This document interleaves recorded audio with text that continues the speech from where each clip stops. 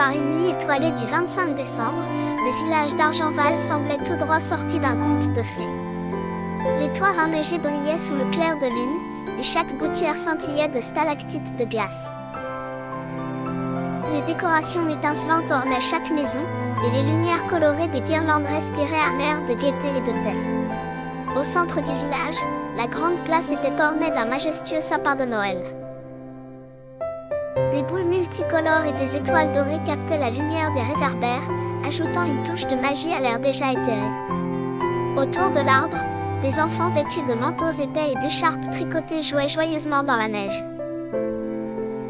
Au milieu de cette scène idyllique se tenait une petite cabane en bois, où la chaleur d'un feu crépitant attirait continuellement des villageois à la recherche d'une boisson chaude. C'est là que commence l'histoire de Clara, une jeune femme vêtue d'un manteau rouge brillant et d'un bonnet en laine blanche, qui dégageait une aura de mystère par ses yeux rêveurs. Clara était nouvelle à Argenval. Elle était venue pour fuir le tumulte de la ville, cherchant un refuge dans ce village pittoresque où elle pourrait trouver la paix intérieure. Cependant, ce soir-là, sa tranquillité fut interrompue par une lettre mystérieuse laissée à l'entrée de sa maison. L'enveloppe, d'un parchemin ancien, émanait un doux parfum d'épices de Noël. Elle la tenait délicatement dans ses mains gantées, intriguée par ce qu'elle pourrait découvrir. En ouvrant précautionneusement la lettre, elle dévoila des lignes d'écriture élégantes.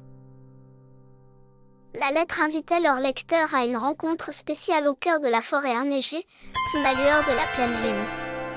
Le rendez-vous mystérieux était signé par un simple, un ami, pas de page.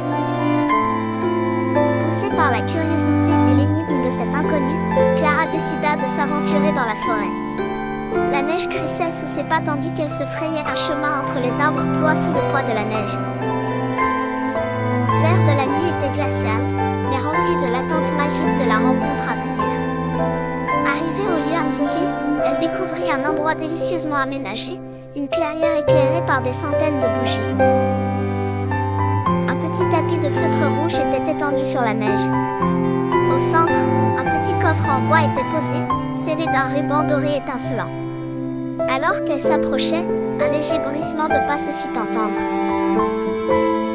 Clara se retourna pour voir un homme apparaissant de l'ombre, habillé d'un long manteau vert émeraude, comme une vision sortie d'un rêve de Noël. « Bienvenue, Clara », dit-il avec un sourire chaleureux. Ce soir, nous réveillons la magie du passé et du futur.